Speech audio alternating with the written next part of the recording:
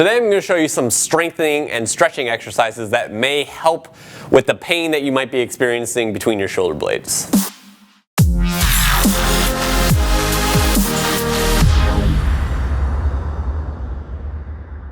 What's going on, everybody? It's Blake Bowman here with Gorilla Zen Fitness, and in today's video I'm going to be discussing pain and general achiness in the muscles and tissues between the shoulder blades. Before I start though, I want to add a disclaimer to this video. As always, I'm not a physician, I'm a corrective exercise specialist, and I'm a personal trainer. So if you have any pain or anything like that, always consult your physician first. That being said, achiness and general inflammation right in here between the shoulder blades in most cases, and there are exceptions to this, but in most cases it's caused by overstretching of those muscles. So if you have really bad posture, and especially if you have rounded shoulders and your shoulder blades are protracted, meaning you're kind of they're rolled in like this and the shoulder blades have moved away from one another, the mid-traps and the rhomboids, those muscles in between the shoulder blades that are supposed to pull the shoulder blades close together, they get chronically overstretched basically if you have really bad posture.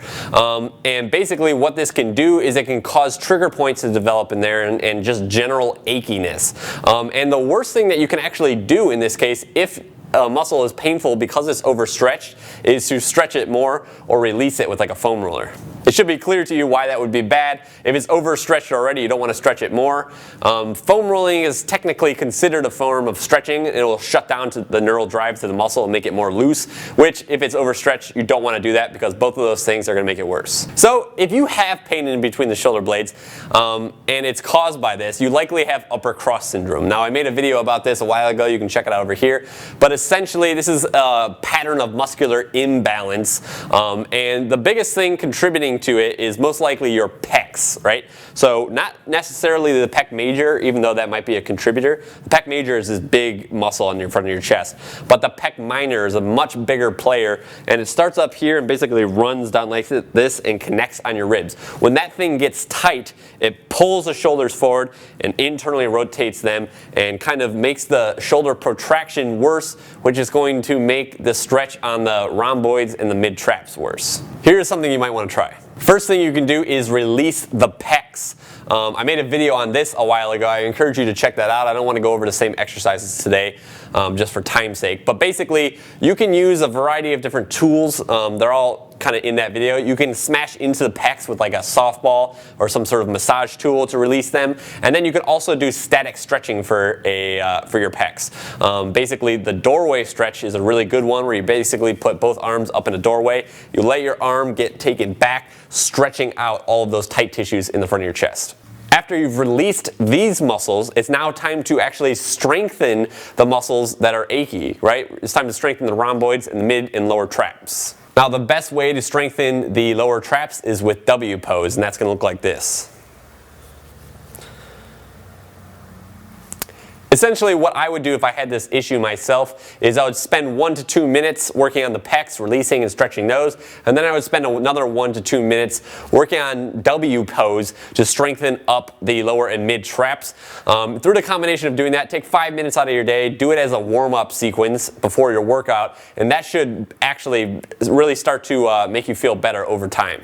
What this will essentially do is it will allow those muscles that are inflamed because they're being overstretched to shorten and return to their normal optimal length again, which should stop the achiness. And as a result of all of this too, your posture will actually improve. Now if you're a woman and you're watching this video, whenever I show PEC release exercises, women are always like, how am I supposed to do that? Because I have boobs, like breast tissue. And I always say you should never, you're not putting pressure on your breast tissue, okay?